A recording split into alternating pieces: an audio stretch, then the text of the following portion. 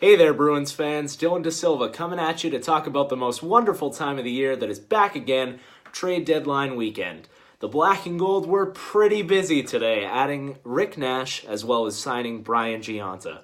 Let's start with Rick Nash. For those of you who are terrified of trading 3 players and a first-round pick for a strict rental, it's going to be okay. Let's start with Ryan Spooner.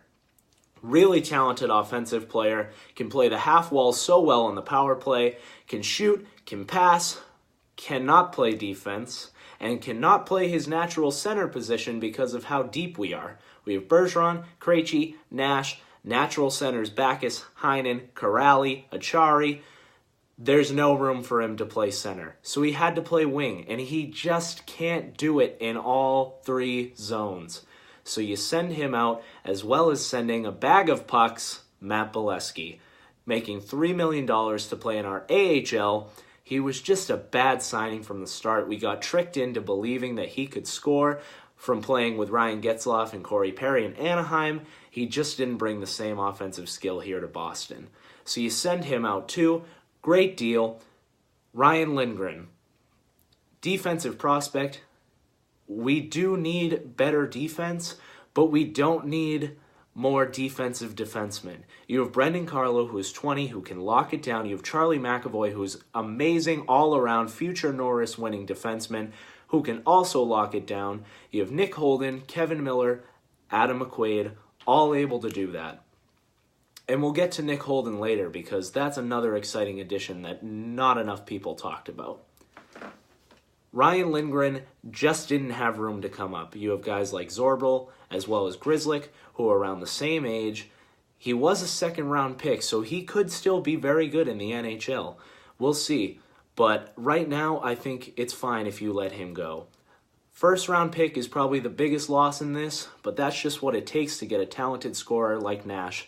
When it comes time for trade deadline weekend, all the prices go up. Players are more valuable at this time, and you just got to do it. But the Bruins have so many prospects, and they really didn't take away from that this deadline. You know, Rob O'Gara really isn't a big loss. Lindgren isn't that big loss.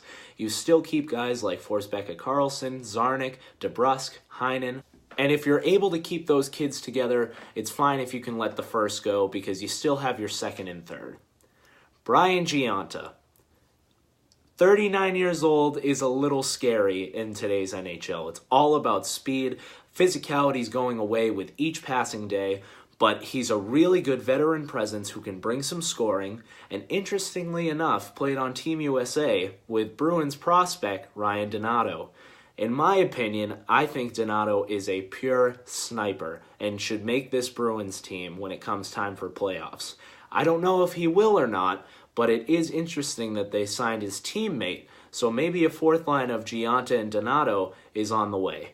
That would be fantastic for a cup run when you're going up against teams like Pittsburgh and Tampa Bay, who have depth throughout the lineup, and you need to have 4 lines, 3 D pairs, 2 goalies to really contend in the playoffs. And that brings me to Nick Holden.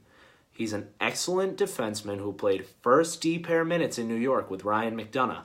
He may not be McDonough or have the same amount of talent as McDonough, but you only have to give up Rob O'Gara and a third, and you end up getting that third back in the trade for Frank Vatrano. Similarly to Lindgren, you don't need Vatrano because of all the forward prospects you have. Donato, DeBrusk, Heinen, Forsbacka Karlsson, Austin Zarnik. There's no room for Vatrano. He was scratched more than he played this season, and he was really just a non-factor. Now, he can shoot and is still pretty young and might do well in Florida, so we'll have to see on that.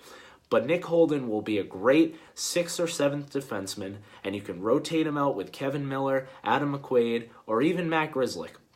But I think Matt Grzelcyk's speed and puck-moving ability will be really key.